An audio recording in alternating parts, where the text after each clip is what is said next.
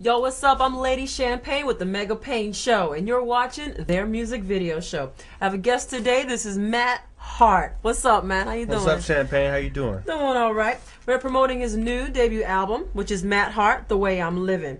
Now tell me, dude, let me talk to you. What made you Matt Hart today? What made Matt Hart today? Matt Hart came from a long journey of a lot of disappointments. You know, a lot of things that went wrong in my life and everything. The music basically started when I was about 5 years old. My mom sat me in front of a stereo. She bought me my first 8-track, and it was Barry Manilow, and I listened to that. 8 tracks. Yeah, so I listened to Barry Manilow, and I started writing a lot of poems.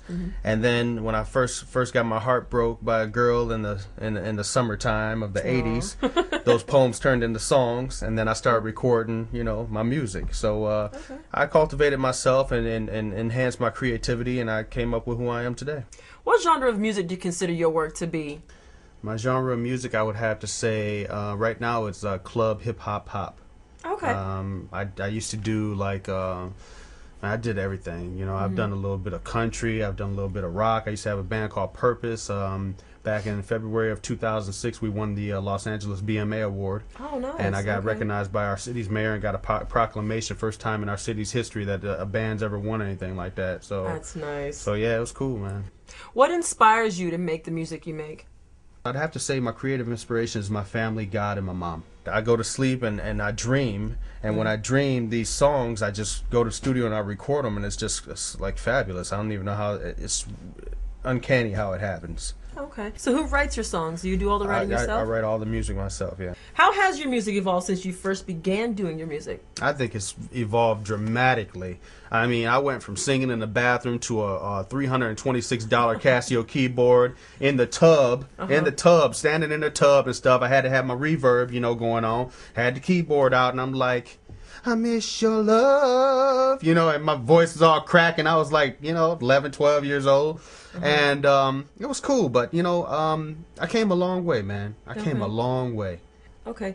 Now, you know I got a copy. I know you got a copy. I know you got a copy, baby. And I know one of my favorite songs on there is Rush. I like Rush. Right. And you had songs Kiss, Kiss, Kiss. Yeah. One Night Dance.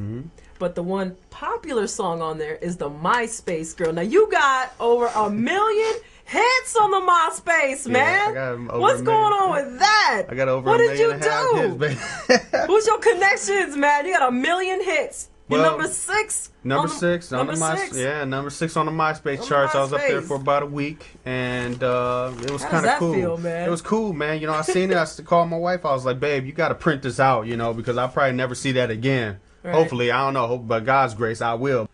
Okay, as everybody knows, there's a famous television show called American Idol. You know American Idol, we know American Idol. But Matt Hart here had the blessing opportunity to do something for American Idol. Let's talk about that, man. What is that about? You actually did something for American Idol. Well, what happened was I got in contact with a guy named Eccentric. And everybody knows who Eccentric is. I mean, he played the Panther Man on American Idol. He was crawling across the floor and we're doing all that crazy stuff and doing the dances and all this stuff. And basically, I got a hold of him and I said, man, dude, you did this crazy song, because everybody thought, you know, this guy couldn't sing, you know. And I actually saw the talent in him. And I said, you know, the song Sweetest Princess was a really cool song. I'd like to produce it for you and put it out on iTunes, bring it out to the people, see what happens. Right, okay. So in the meantime, while I'm sitting there trying to do the song for him, American Idol actually calls him back up again and says, look, man, we want to bring you onto the show. So he said, you know what? You're going to have to talk to my manager. So then American Idol called me. And then they were like, so you're his manager, you're doing the music? I said, yeah, I'm doing the music for him. They said, okay, well, can you send us a copy of it? So I went to Russ Sound Studios with my partner, K. Koo, that was here earlier. And he basically was like, hey, man, let's reproduce this song and see what we can do with it. With all that you're doing in the music, I mean, like, again, you're number 6 on the MySpace, you had over 1 million hits, you got your album out, you got your label, everything. Are you seeking fame and fortune? I don't seek fame and fortune. You know, as long as I'm successful in the eyes of my family, that's all I care about. I'm not trying to be Usher or Chris Brown or Michael Jackson. I just want to be me. And I want, you know, the fans, if they appreciate my music and they, you know, they love my music, just support me. That's all I ask. So what suggestions do you have for other artists that are trying to make it in the music industry today? I'd have to say, well, my mom, she told me, you have to do one thing every single day, to make sure, that you're successful. As long as you do one thing every day, you can't help but to be successful. Okay. So, and I take life like this, I said life is like a book, man. Every page is another day, every year is another chapter, and before you know it, before you know how that book is going to end, man, it's over. So you have to take life for what it's worth at face value. I think people put too much into life. They think about too much stuff. They let too much stuff get to them. Mm-hmm. And I say create your own doors and walk through them. Don't wait for anybody to give you anything. You go out there and take it.